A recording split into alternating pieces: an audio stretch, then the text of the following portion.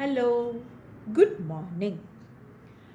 துக்கத்தால் நிலைகுலைந்து இருக்கும் சீதையை தேற்றுவதற்காக ஸ்ரீ ராகவன் க்ஷேமமாக இருக்கிறார், அதை தங்களிடத்தில் தெரிவிக்கும்படி என்னை இங்கே அனுப்பினார்.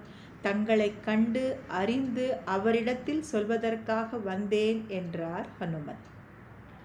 புருஷ சிரேஷ்டர்களான ராம லக்ஷ்மணர்கள் க்ஷேமமாக இருக்கிறார்கள் என்று கேட்டு சீதை அடைந்த சந்தோஷத்திற்கு அளவே இல்லை. அவளை தேற்ற வேண்டும் என்று சீதைக்கு சமீபத்தில் வர ஆரம்பித்தார். உடனே சீதைக்கு ராவணனோ என்ற சந்தேகம் வந்தது. அரக்கனே ஆக வேறு ஓர் அமரனே ஆக அன்ற குரக்கு இனத்து ஒருவனே தான் ஆகுக, கொடுமை ஆகுக, இரக்கமே ஆக வந்து இங்கு எம்பிரான் நாமம் சொல்லி உருக்கினன் உணர்வை தந்தான் உயிரிதின் உதவி உண்டோ என்று கம்பர் எழுதுகிறார். அதாவது, இவன் அரக்கனாகவே இருக்கட்டும், வேறு ஒரு தேவனாகவும் இருக்கட்டும், அல்லாமல் குரங்கு இனத்தை சார்ந்த ஒருவனாகவே இருக்கட்டும், அவனிடம் இருப்பது கொடுமையாகவே இருக்கட்டும் அல்லது இரக்கமே ஆகட்டும், இங்கு வந்து எம்பிரான் என் கணவர் ராமரின் பெயரை சொல்லி உணர்வை உருக்கினான், உயிரை தந்தான், இதைவிட சிறந்த உதவி உண்டோ என்று நினைக்கிறாள் சீதை. வீரனே, நீ யார் என்று சீதை ஹனுமனிடம் பேச ஆரம்பித்தாள். அதற்கு தான் ராமதூதன் என்றும் ராம கிருபையால் இந்த சமுத்திரத்தை தாண்டி லங்கையில் பிரவேசித்து தங்களை காண வந்தேன். தாங்கள் சந்தேகிக்கிறபடி நான் ராவணன் அல்ல. இந்த தவறான அபிப்பிராயத்தை விட்டுவிடுங்கள், என் வார்த்தையில் நம்பிக்கை வையுங்கள் என்றார். ஏற்கனவே அனுமன் ராகவன் சரித்திரத்தை வர்ணித்திருக்கிறார்.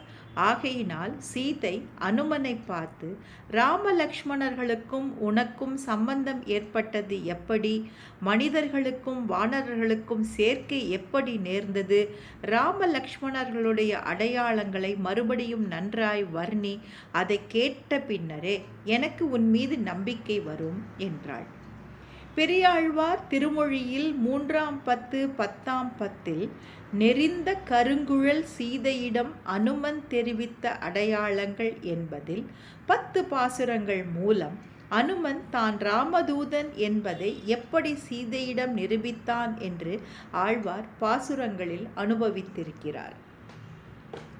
முதல் பாசுரத்தில் நெறிந்த கருங்குழல் மடவாய் என்று அழைக்கிறார். அதாவது அழகிய சுருண்ட கூந்தல். மடவாய் என்றால் ராமனை மனதில் எப்பொழுதும் தியானித்து கொண்டிருப்பவளே என்று அர்த்தம். ஜனகர் வைத்திருந்த சிவதனுசுவை ராமபிரான் முறித்து உன்னை மனம் புரிந்ததை அறிந்த பரசுராமன், அவர் எப்படிப்பட்டவர்?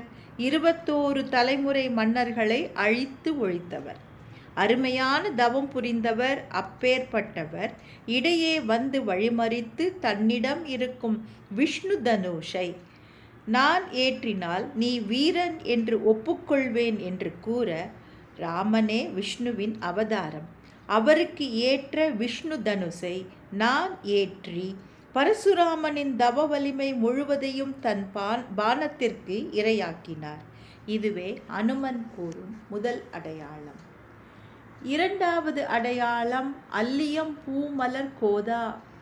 அல்லியம் என்றால் உட்புறத்தில் இருக்கும் இதழ்களும் நன்கு மலர்ந்து அழகாக இருக்கக்கூடிய பூக்களால் கட்டப்பட்ட, கோதை என்றால் மாலை, பூமாலை போல் இருப்பவளே. இப்பொழுது ஹனுமன் சொல்லக்கூடிய அடையாளம் சீதாராமனுக்கு மட்டுமே அறிந்தது. ஒரு நாள் இரவு நீங்களும் ராமனும் ஏகாந்தமாக இனிமையாக தனிமையில் இருந்த வேளையில் உங்களுடைய அந்தப்புரத்தில் சீதையிடம் ராமன் ஓர் விளையாட்டில் தோற்றுவிட ராமனை மல்லிகைப்பூ மலர் மாலை கொண்டு ஒரு தூணோடு கட்டி போட்டு விட்டாள் சீதா. தூக்கம் வர சீதையும் தூங்கிவிட்டாள். மறுநாள் காலையில் சீதை எப்படி கட்டினாளோ அப்படியே ராமனும் அவள் அன்புக்கு கட்டுப்பட்டு அப்படியே நின்றிருந்தான். இப்படி உங்கள் இருவருக்கும் மட்டுமே அறிந்த விஷயத்தை ராமன் என்னிடம் சொல்லியிருக்கிறார் என்றால் அடியேன் ராமதூதன் என்பதை அறிந்து கொள்ளுங்கள் என்றார். மூன்றாவது அடையாளம் கௌசல்யாவை விட ராமனிடம் அதிக பாசம் கொண்டவள் கைகேயி. ராமனுக்கு பட்டாபிஷேகம் என்று கூனி கூற மகிழ்ந்த கைகேயி கூனியின் வார்த்தைகளால் பெரிய மனம் கொண்டவள் கலங்கி தசரதனிடம் 2 வரம் வேண்ட, தசரதனும் வள்ளல் உன் மகன் ராமன் மேல் ஆணை வேண்டிய வரம் கொடுப்பேன் என்று கூறிவிட்டான். அதாவது ராமன் காட்டிற்கு 14 வருடம் செல்ல வேண்டும், பரதன் நாடாள வேண்டும் என்று கேட்க, கூனியினால் கலங்கிய கைகேயி இப்பொழுது தசரதனின் மனத்தையும் கலக்கிவிட்டாள். ராமன் மேல் ஆணையிட்டு வரம் தருவேன் என்று கூறியதால் வேறு வழியில்லாமல் மறுக்க முடியாமல் கைகேயிடம் ஒப்புக்கொண்டான் தசரதன். கைகேயி ராமனிடம் குலக்குமாரா காடுரையப்போ என்று விடை கொடுத்தாள்.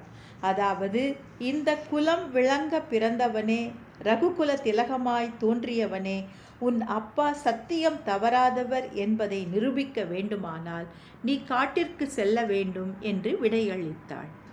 லக்குமணன் தன்னோடும் அங்கு ஏகியது.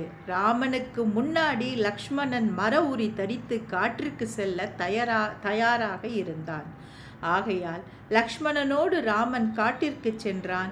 ராமனுக்கு கைங்கரியம் செய்வதற்கு லக்ஷ்மணனுக்கு எவ்வளவு ஆர்வம் என்பதை நான் அறிவேன். இது 3வது அடையாளம் என்கிறார் அனுமன். அடையாளம் தொடரும். Thank you. Have a good day.